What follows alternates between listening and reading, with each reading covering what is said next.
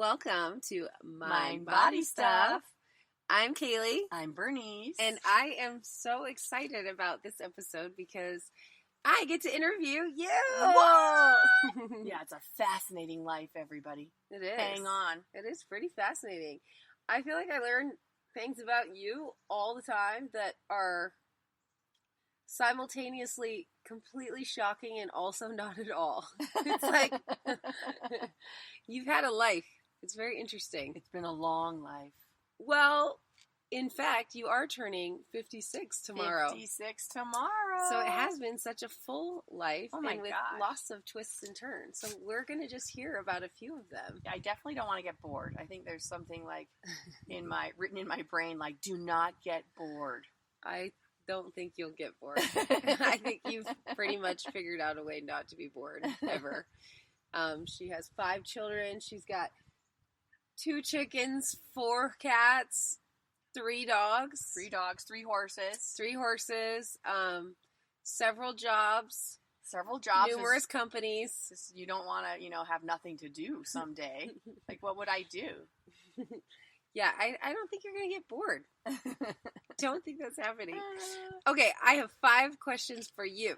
5 questions. Okay. Okay, so this is one of my personal favorite stories about you. So can you tell us how you met and then married Mike? You'll have to embellish it too, because I forget some parts. Okay. Some people are like, "That's my favorite part." You forgot it. Okay. Because it was so long ago. But I just love it because it's such like a. Well, anyways, you can tell it. It's like a romance novel. It's a romance novel, but you're also like, you know what? This is what I want for my life. And here we go. Yeah, I'm not going to mess around. You're not going to mess around. No. And I love it. Okay. Yeah. Okay. Start the story. So, many years ago, I went on spring break with my girlfriend to Tahoe with my parents. My parents had a little ski place up there. And there was a dinner party one night for a bunch of old people. I thought they were old at the time. They were probably like 50 and 60, 40, 50, 60. I was like, wow, these old people. And we were at the dinner party at a restaurant. And this, just so you know, this ski place that we were at is very private. Like, you can only get in by gondola. Ooh. So you can't have cars in there. You have to park your car and then catch a gondola in to the place. And it was actually built by, some of you might know, it was built by Walt Disney years ago. It was called Sugar Bowl.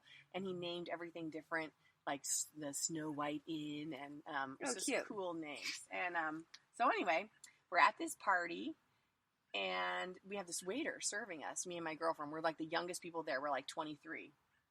And this waiter just keeps giving me more and more champagne. And I'm like, ugh. I'm like, look how forward. He's so forward. And I was like looking at my friend Julie, like, do not talk to him. Don't make eye contact with him. These people, you do not want to encourage this type of behavior. And But you didn't think he was hot? I thought he was hot. But you still didn't want his attention? But it was like one of those hot skiers that would like probably, dump you really quick. Okay. Like hook up with you and dump you. Yeah. So I was like, no, never. And when you hear my husband describe the story, it's pretty funny because he's like, he said you had this beautiful sort of silk shirt on with a really high collar and this velvet sort of bolero jacket, and you looked very like contained, like, don't bother me. Anyway, he kept serving me alcohol, and I'm like, let's get out of here. We left the party. You and him? No, me and Julie. Oh, you and your friend. Okay. And then he's waiting at the door to the restaurant, so we have to walk by him. Oh. So I say, do not make eye contact. And we walk right by, like noses in the air. Yeah. Do not look at us. And I'm like, that's the end of that. So a few nights later, Julie says, you want to go to a bar in town? Now, to go to the bar, we have to, of course, catch the gondola. Right. Then we have to get in a car and drive down the road to a bar. Okay. Which we never do because it's kind of hard. Yeah, it sounds hard. So I'm like, okay, we'll go to the bar. We go to the bar, and who's there? Mikey. Mike's there again. I'm like, there's that guy. And of course, Julie starts to hook up right away with some Italian dude. So I'm left alone at the table at the bar. And so he comes up to me, and I'm like, uh-oh, now he's going to ask me to dance. And anyway, we ended up dancing, and he ended up talking about Shakespeare. Oh. So I was like, oh. He could tell from your outfit the few nights before. Do you want to talk about Romeo and Juliet? You're wearing velour. I'm like, velour. I love velour. And anyway, one thing led to another. And Yes, it did. We knew each other for 3 days because it was spring break, and I had to go back to Hawaii where I was living. And I only knew him for 3 days, and I liked him. He was pretty fun, but I wasn't like, totally convinced. Yeah. But he was hot. Yeah. Anyway, he goes... he was hot. Anyway, he goes, I'm working in Yellowstone. So were you, though. Well, he was hotter than me, I think. I don't know. He's pretty hot. But anyway, we're working. He's like, I'm working in Yellowstone. And of course, I'm from Hawaii. So I'm like thinking to myself, Yellowstone, is that like in California? Is that near the beach somewhere? So he's like, you could come visit if you ever wanted to. And I'm like, of course, he has no idea who I am. Because of course, I'm like, of course I will visit. And then about 3 months later, I flew out to Montana, which I'd never been to. And my family was like, where are you going? Because you had to figure out where Yellowstone was. Oh, yeah. I had to figure out Yellowstone. I had to fly to, like, Bozeman. Yeah. And I spent, like, 2 weeks with him in Yellowstone. Mm-hmm. And then I wanted to move in after that with him. Poor guy. And he was just like, oh, no. And I move in with him, and he doesn't give me a dresser. Like, nothing. I have no place to put my clothes. Which, by the way, folks, if a fella does that, maybe we should figure out... He's just not that into you. But I stuck with it because that's the type of person I am. Yeah. And we dated for a few years, and I was, getting to be like 25 and feeling like I was a granny already, like getting old, which I realize that's not, but of course that's my own personal issue. Sure. And so I'm thinking, when are we going to get married? I keep asking him. Yeah. And the poor guy, Mike's like, well, I'm just not sure. And I'm like, well, you should give me a ring or something, like a promise ring. Yeah. So I make him buy me a promise ring, which of course he has no idea what that means. And then I end up wearing it and then calling his family and saying we're engaged. So he starts hearing from everybody that we're engaged. And he was like, what are you doing? And at this point, we're moving to Maine. He's gotten a job in Maine, in Bahaba. Okay. At that, I can't remember the name of the park. You Maine people will know. It's beautiful. On Mount Desert Island. And so we get a job. We fly out there, and we end up living on this little cabin on a peninsula by ourselves. He's in charge of this whole peninsula, Schoodic Peninsula in Maine. And we're alone. And I say to him, so, when are we going to set the date? It's a quiet night. And he says, and this was a big mistake on his part. Big mistake, Mike. He says, he's being honest, I'm just not 100% sure. And I'm like, excuse me? He's like, I'm just not 100% sure. And I said, well, good to know. And I left a week later. Went back to Hawaii. I think he was shocked. Like, I thought maybe we could just hang out for a while. Yeah. Went back to Hawaii, left him, dated a lot of other people in between, had a great time. He tried to fly down and date me, but I was dating an Olympic kayaker at the time. Very busy. I hope you're not listening. And then I ended up dating this famous photographer guy. And he was older than me, and he was going to fly me back to the East Coast to meet his family for a wedding. And so, hey, you guys, this is my favorite part coming up, just so you know. He buys me all this beautiful clothes, like Chanel outfits, super high-end, expensive stuff. I was like, wow, this is fascinating. And anyway, bought me this stuff. We fly to San Francisco because we have a one-night stay in San Francisco before we go back east. And I look at him in San Francisco, and I say to him, I can't do this. And he's like, what? I have our tickets. I'm like, I can't do this. I'm going to fly to Montana because Mike now was working in Glacier. And I left the photographer. And you bought a plane ticket? Bought a plane ticket instantly. Flew to Montana. At this point, Mike is working at a very remote place in Glacier National Park called Goat Haunt. Okay. And you can only get there by boat or by hiking in. Mm-hmm. So I call ahead of time to let them know I'm arriving. I'm coming to the place. And you have to call into the park, and it goes into the communication system. So it goes through park-wide because there's no cell service. Nothing works back in there. Yeah. So everybody hears this through the park. And I call the comp center, the communication center, and I say, tell Mike Johnston that his fiancée is arriving. today. And poor Mike is back in the backcountry, and a bunch of people, see him, and they're like, we didn't know you were engaged. And he was like, I didn't know I was engaged. So anyway, I got the boat in, and that was that. And that was that. That was that. Then we got married. How crazy. I love it. I love that story. I love that you just kind of like decided this is what I'm doing. And then, of course, we still have an issue. I do, as Haley knows. This is a big issue still, you guys. Because, you know her diamond, you know how she always wants diamond rings? Mm-hmm. Well, this is why. Mm-hmm. This is unresolved. Unresolved in my mind because I never got an engagement. Because he never actually had to propose to you because you just said, we're engaged. Which is typical of me. Yes. So that's why she buys herself diamond rings all the time. Repeatedly. And not just diamond engagement rings. Her hands are full of engagement rings because he never gave her one. At some point, I'm wondering when we're going to just tell Mike it's time. He won't. But it's like, why won't he? Can't we just make him buy you a ring, get down on a knee, and propose for like your 30th wedding anniversary? Oh my God, if he did that would make me so happy. I feel like it's time for me to call Mike. Mike. You're like, how much money are you going to spend on all those dumb engagement rings? I know. I'm like, you'd save yourself a lot of money. Here's Mike, another one for myself. If you just do this. Anyways, I love that story, though. And now, what, 28 years? 20 or more. Yeah, 28 years in September. So he's got a little bit of time. He's got 2 more years to figure it out. To figure this out, Mike. He's very mulish. Yeah. Stubborn. He's stubborn. Yeah.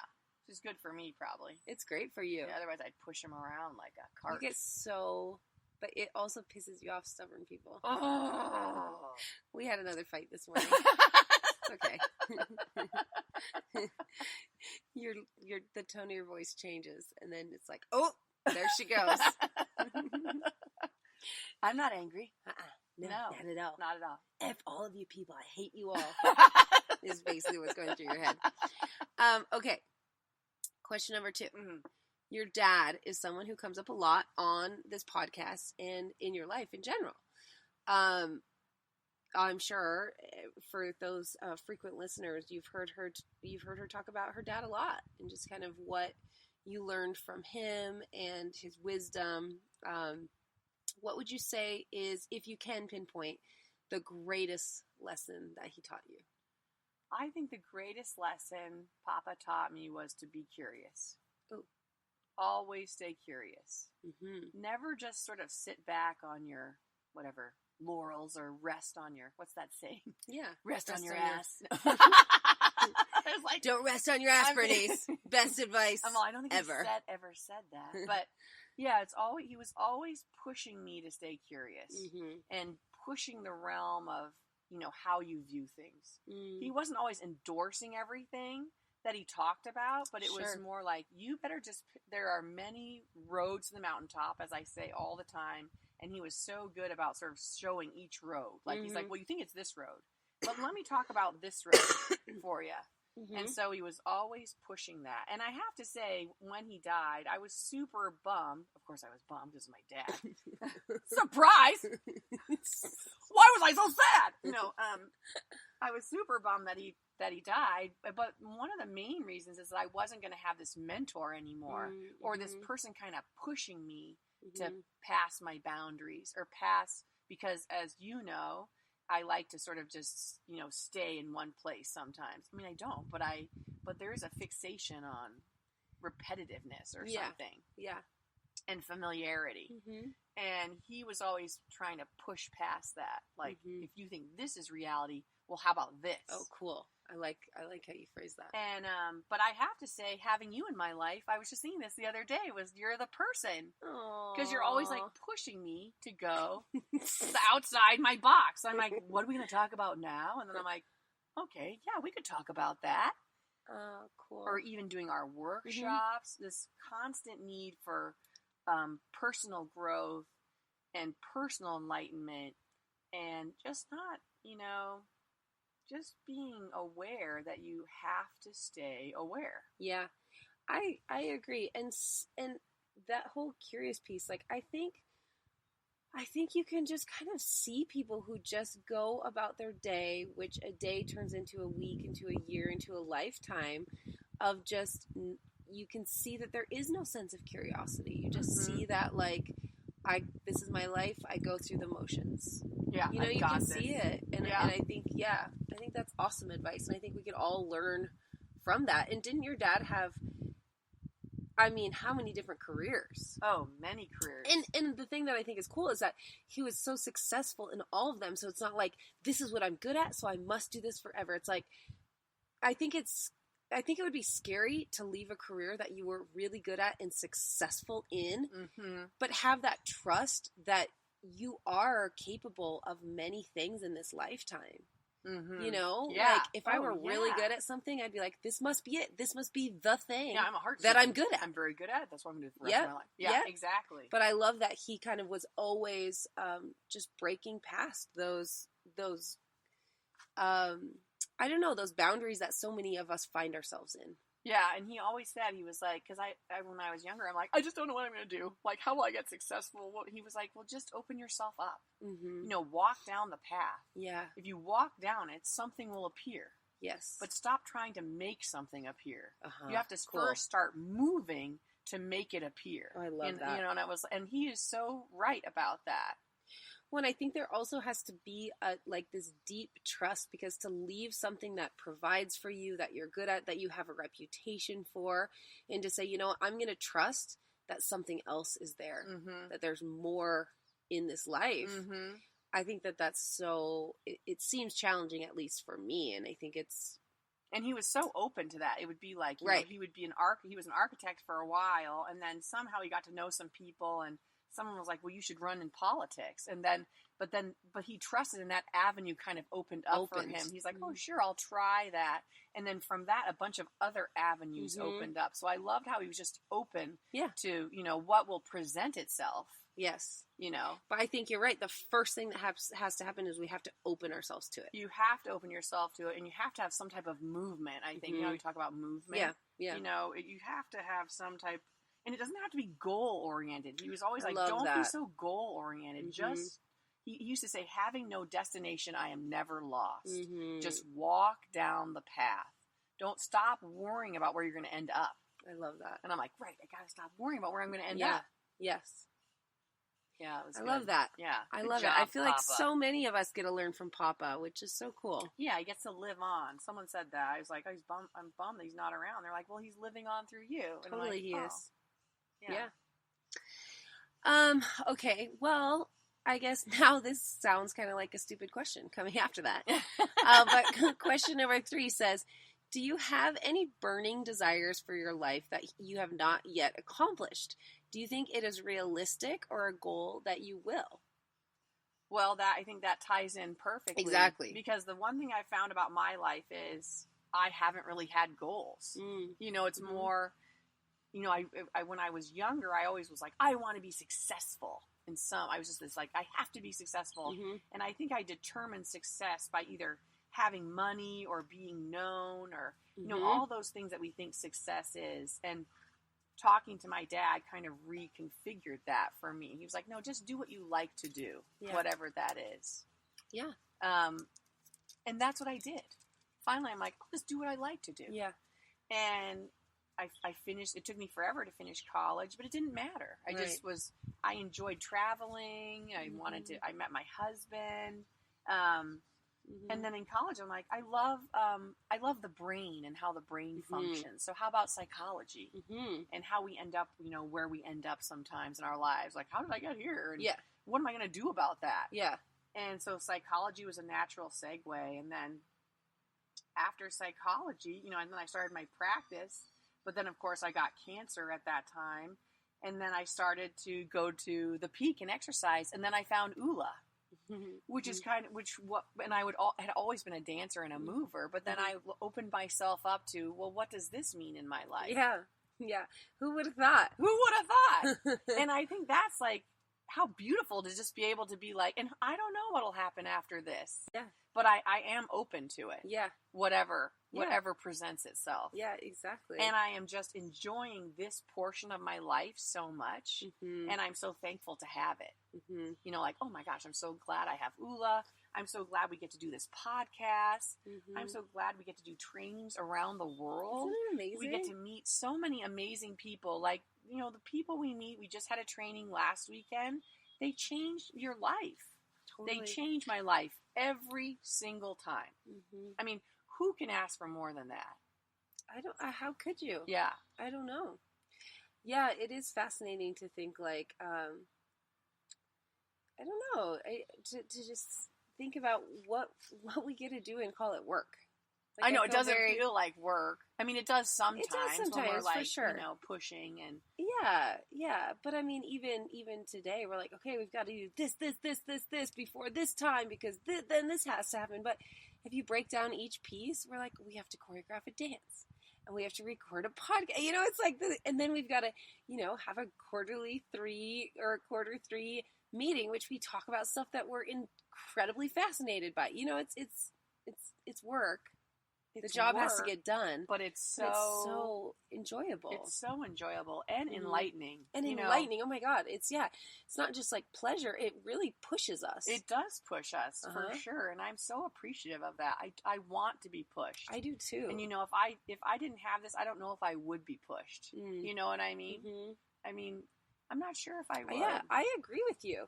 And I feel like I've said this before, but it was really difficult for me to have to have kids, and not only like physically, but you know, Rob was not one of those people to be like, let's do it now. It was always kind of like, you know, it's not the time yet for physical reasons, for you know, just timing reasons and all that. But there was a part of me, and I'll be totally honest when I say this, there was a part of me when I didn't really know what I wanted to do, that I'm like, I just want to have kids so I don't actually have to figure it out.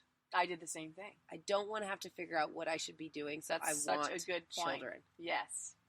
And I just love that life didn't hand it to me that way. Mm-hmm. I'm really grateful because I like being pushed in the ways that I'm pushed. And not that having kids, like, hello, I have kids, so I'm not saying that it's easy, because I know that it's not. But in a way, it was like, I wanted it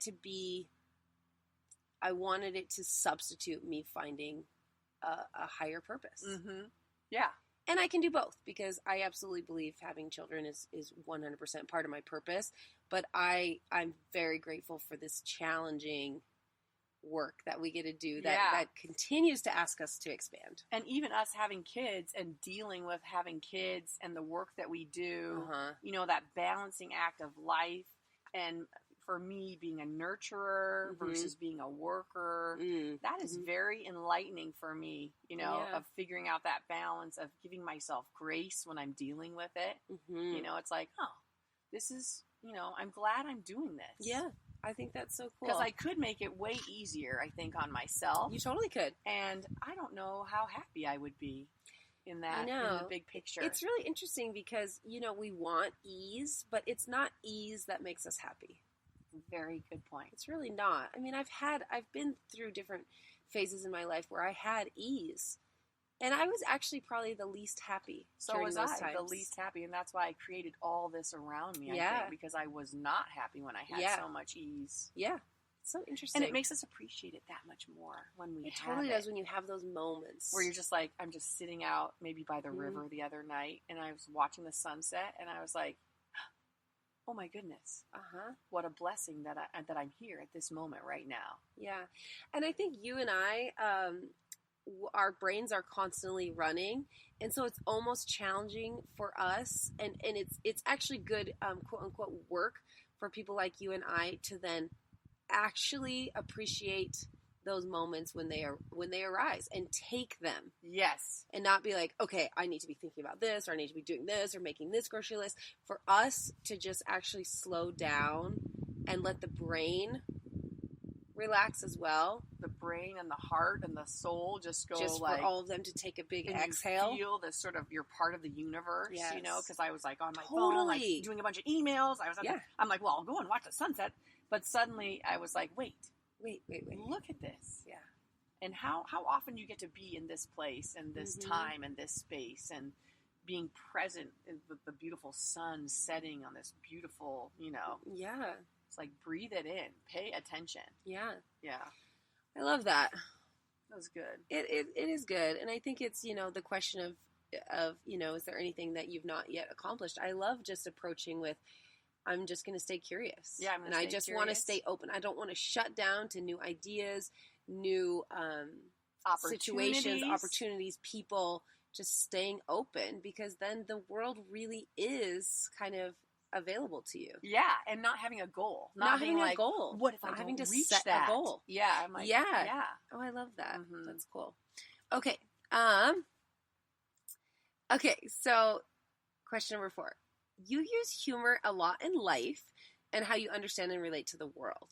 Do you think that anything is too serious of a subject for humor, or do you think humor can always help to ease the tragedy of life?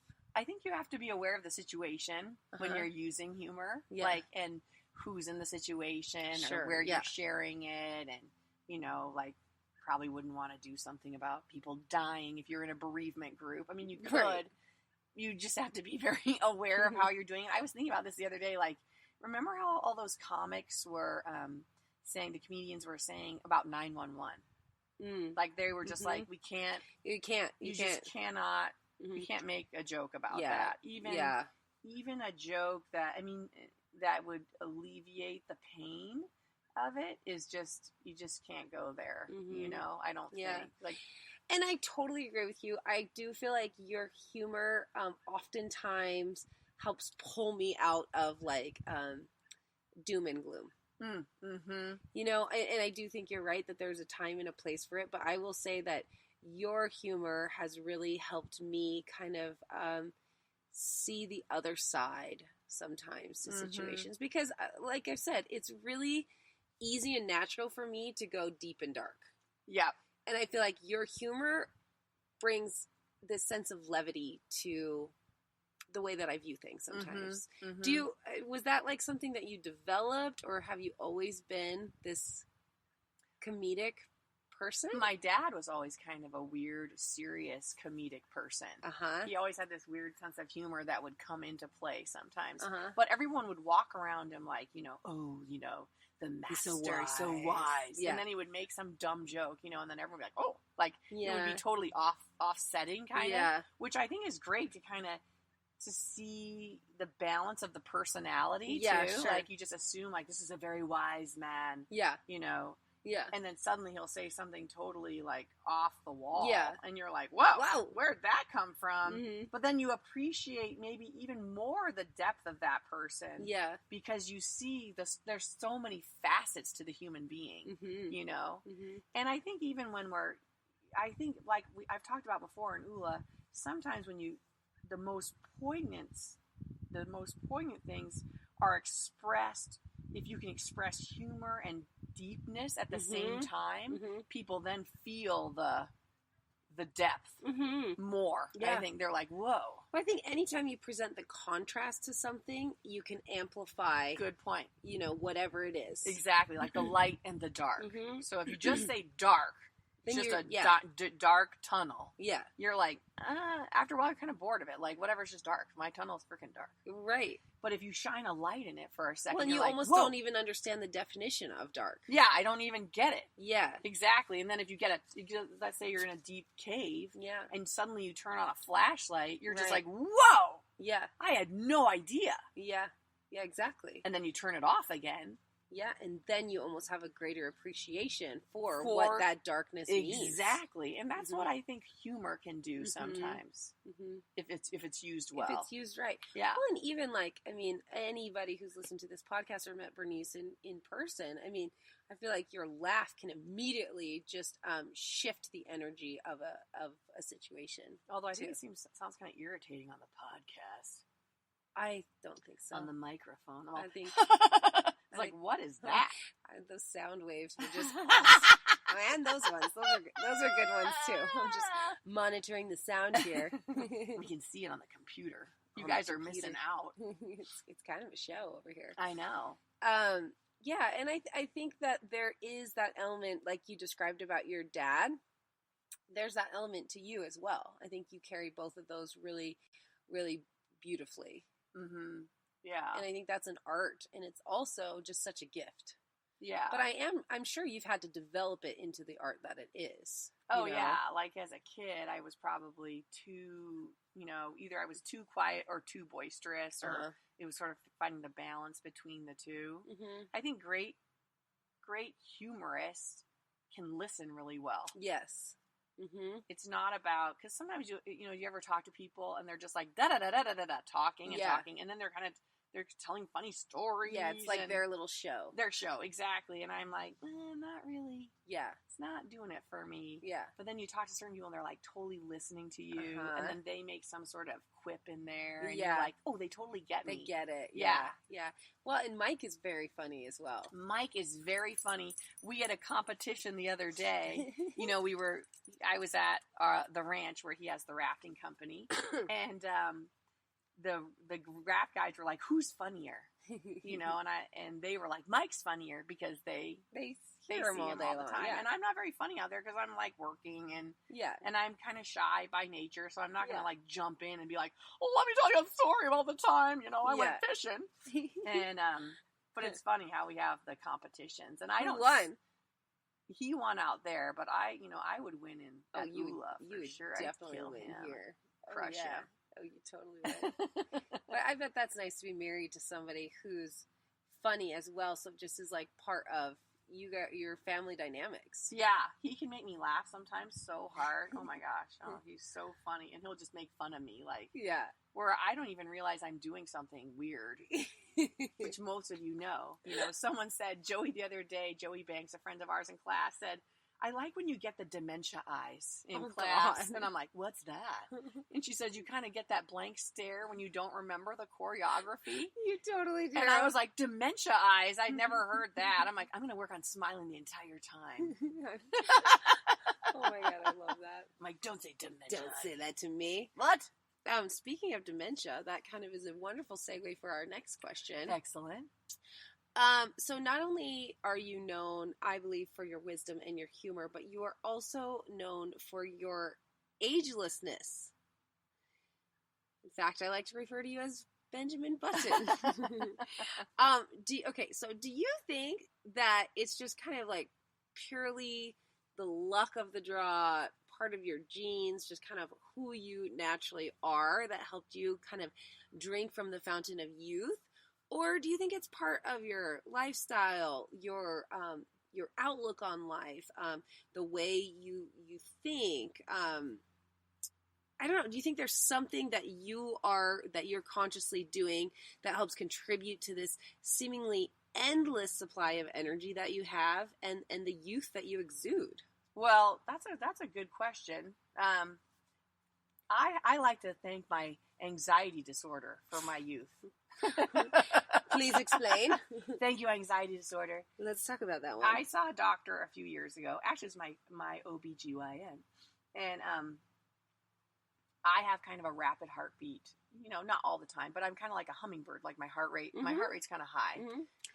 And you need a lot of sugar. I need a lot of sugar. Just like a little hummingbird. Kind of like a hummingbird. Yeah, I never thought about that. Yeah, you just kind of flit around. It's like, why? And I have to eat sugar. Like even today, Kaylee's like, you got to go find some sugar now. Yeah. And I remember going to the doctor. I'm like, yeah, but my heart rate's so high. They took and he was like, and he looked at me.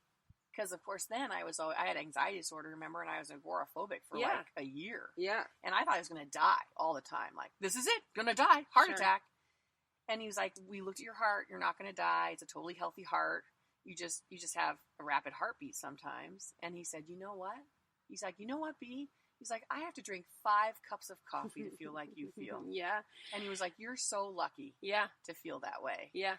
And it was a great reframe for me. And that was like the beginning of a change in how I saw my anxiety too. Oh, cool. Like, yeah. Like I'm going to use this. Yeah, I'm going to use this. Yeah. So if I have all this energy, why am I trying to contain it? It was like I was trying to put a box on it, like just, don't be hyper, act normal. And now I'm just like, no, it's, use this energy. Yeah. Move around, stay up if you want to stay up. Yeah. Work if you want to work. There's no judgment there about, what I'm supposed to be. Yeah. You know, at 56 or whatever, it's like, well, you shouldn't be jumping around or, you know, and I'm like, but I kind of have to jump around. Yes. It makes me feel better. Well, and like, don't take offense to this, and I know you won't because I've said this all the time, but like, you have honestly redefined what it means to me to age. Because what I feel like you have really shown me is that, you don't have to follow these quote unquote rules of what it looks like to age. By this age, we shouldn't really be doing this anymore. Or by this age, we should be acting like this. Or we shouldn't be, you know, whatever. Like, you shouldn't be skipping through the grocery store. Yeah, exactly. And I feel like you have just shown me how freeing and liberating it is to break those rules. And have you always been that way, or did you, like, because I'm sure, didn't it happen before you had the anxiety talk that you've been this way? I mean, haven't you always been this way? Kind of hyper? Well, yeah, and just kind of like, I'm not going to do it that way. Yeah, I've always been kind of like that. I feel like a lot of things in life, you're just kind of like, I'm not going to do it that way. Even when I was young, like, I remember I wanted a nice car. I wanted to work and get a nice car, like a car like a 40-year-old person would have. Yeah. And I was probably in my, like, 20. Yeah. And I'm like, I'm just going to do it. Like, of course, this is the time I should have it. Because when I'm 40, it won't matter. Everyone will have one. Do you know what I mean in a weird way? Yeah. So I've always been like, I hate being defined a certain way. Yeah. Like, if you're 20, you can't do this, you know, or you can't order at a nice restaurant, or you know, you can't be seen as, you know, as wise when you're young. And I was like, BS, you know? Yeah. And now that I'm older, you know, I'm like, this is just who I am. I think my dad taught me that too. He was always very youthful. Yeah. I remember catching him meditating at like 5 a.m. He was probably 80 at the time. I came down the stairs. It was like 5 a.m. in the morning in the dark in his house. And he's sitting cross-legged on a pillow on the floor. And I'm like, oh. And he was like, just meditating, walk on by. Oh, cute. But he was so youthful, and just the way he used his body, the way he moved with his body, and just his countenance was so youthful. Yeah. And I think that is part of, like, that curiosity piece. Yeah. He was never like, well, we're done now. I'm going to sit by the table and just wait for a few years. Yeah, exactly. You know, it was, like, constant. Yeah. So not only is your spirit and your energy youthful, but let's be honest. You look about 20 years younger than you actually are. Well, she's always buttering me up. No, like I'm not. You guys, when we travel with my children, which we've had to do on several occasions, we have probably 3 to 4 times now. People have thought that the kids are hers and that I am the nanny, because she's always like, she's just tall and beautiful and her perfect skin. And then there's these kids, and then we've got all these bags and like strollers, and I'm pushing them, and I look haggard. Stacey's got all the bags. I'm pushing the babies, and Bernice is just like walking behind, looking so beautiful. And so many times they've thought that you're the mom to these literally newborns, you know, at 50-something years old. They think you're the mom. And in fact, one time we were, was it this year or last year? Last year, I think. Oh, it was last year when Piper was a tiny, tiny baby. Yeah. We were leaving Mexico after vacation, and this woman comes up to us, and she looks at Bernice. She goes, beautiful baby. And then she looks at me, and she goes, hold up its neck. You were holding she thought I was the nanny, like holding the baby wrong. She was complimenting, and I said, of course, thank you, thank you very much. I would ask you just to share some of your health regimes, but the thing is, that's not what it is with you. You can go literally days without drinking a sip of water. Like, it's insane how little water you drink, except you have the most, like, you know, shiny, beautiful skin. Greasy skin? Is that what you're trying to say? Greasy, it's dewy. And then you eat, I'm sorry, but you don't eat well. I have a bad diet. You have a bad diet, but yet you are so youthful, and you're just so youthful and healthy. And I think that there is energetically something to that. You know, a lot of people throughout the years with OULA have been like, hey, will you endorse like these health products, or, you know, like, why don't you guys do like recipes or, all this stuff. Yeah. But for me, and what I think you embody so much about this beat is I believe that, and this is my hippie crazy stuff, but I believe almost that the energy and the intention you put behind what you're eating is going to have that effect on the body. That's a good point. So when you're eating peanut M&Ms, which you eat a lot of, but what you are telling your body is, this is going to make me feel better. Yeah. My blood sugar is off. This is going to help regulate me. This makes me feel better. And I think sometimes it's more the intentionality of the food that we're eating, or like, I love this. I'm really enjoying this. This is my favorite food. Oh, yeah. And then I think it can almost have a positive effect on the body. And I think it's like knowing your body too. And like, it's knowing your body. Like some people know like they have to have fat or they have to have protein or, you know what I mean? Like Yeah, but you have to have gas station pizza. Like, it's not healthy food. I understand it's like, I need protein. I need carbs. I need sugar. But like you literally just kind of, I think, are such a good example for me. And I believe this, but I think you exemplify it as, I really believe, and this is kind of, I don't know, going into metaphysics too, but it's like, what the intention you put into the object becomes that. Mm-hmm. Mm-hmm. And I think it's really cool. I mean, I eat basically all organic food, so I'm not necessarily like that myself, but if I could guess what the secret is to your youth, I think there's something to this. Mm-hmm. I think that you also have a lot of like pleasure and enjoyment and this youthful thing going. And I think that, youth really is a state of mind. And no matter what you eat or drink or do or whatever, if you have that like abundant energy, abundant curiosity, abundant kind of zest for life, then your life takes on those things. Mm-hmm. That's a very good point. I agree. Yeah. And I think, I mean, I don't eat well. I mean, you do eat healthy too. I'm not going to say that. Bad, like, but I do eat. But I did have McDonald's. I'm exaggerating last night. this. I did have McDonald's last night, just so everyone knows. But, it is just sort of embracing, I think it's that same thing. And like, I personally haven't had McDonald's in, I can't even tell you, 10 years. But I don't think my body is as healthy as yours, And so I think there's something to this. It's interesting to me. Or I know that I have less energy than you do.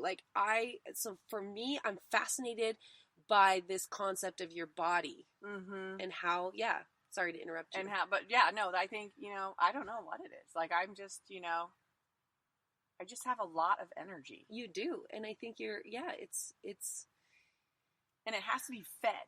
Like, it yes, has to be totally. It has fed. to be fed. Like, it's almost like a hummingbird. Yes. That type of idea where if you said you could have a cucumber now, and I'm like, well, that's going to be problematic, though, because in about 15 seconds, it's going to be, I'm still going to be like, it's not working! Totally. Where, it's just an interesting, I think it's just knowing, I know my body well enough now where and it is a weird combination of things I eat, but but I feel like you found what works for you. Yeah, it totally works for me. And if I have the peanut M&Ms sometimes, and maybe it is. It's psychosomatic, maybe, or. But isn't everything? That's what I'm getting. Yeah, that's the that point. Might be, that's like the if point. I have it's the same thing with ibuprofen. Yes, I'm like, everyone's like, people were, you get in a pain after doing a training weekend, stuff like that.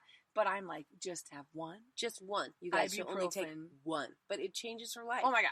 Immediately, I feel like $1 million. Well, and I think this is like metaphysics 101. Your thoughts become your reality. Yes. The energy and intention you put into something, it becomes that. And sometimes I'll just have a small Coca-Cola and at you're like a new 2 person. o'clock. And I know in my head, I'm thinking to myself, this is going to be amazing.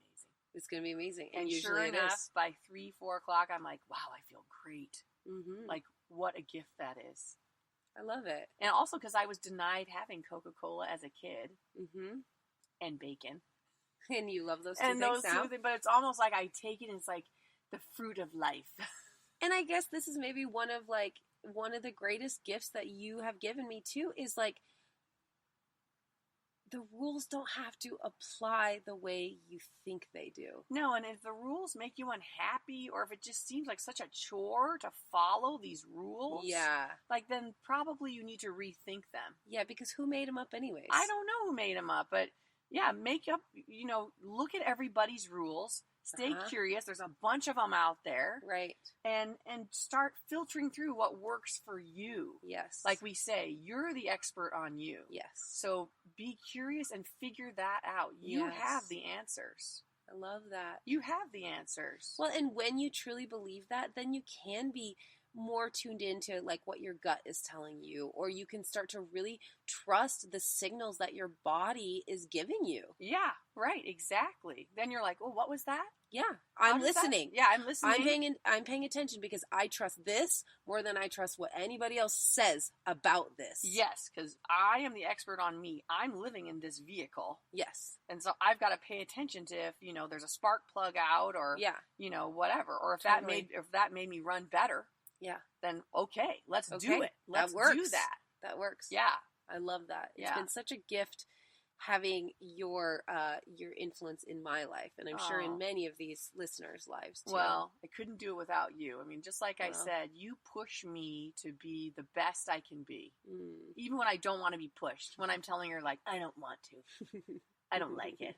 I hate this song. She's like, you're going to like it. I'm like, no, I'm not. Happened today. Happened today. She convinced me. But we need people like this in our lives, I think, too. We Right. need friends that push us, that expand our worldview, Mm-hmm. that we can have debates with, Mm-hmm. and that we can show our true colors to. Totally. Life is too short. So It I'm is. totally appreciative Oh, that I get to do it with you. I love you. Love you too. Thank you for letting Mwah. us Love interview you guys. Love Thank you guys. you for listening. Bye. Bye.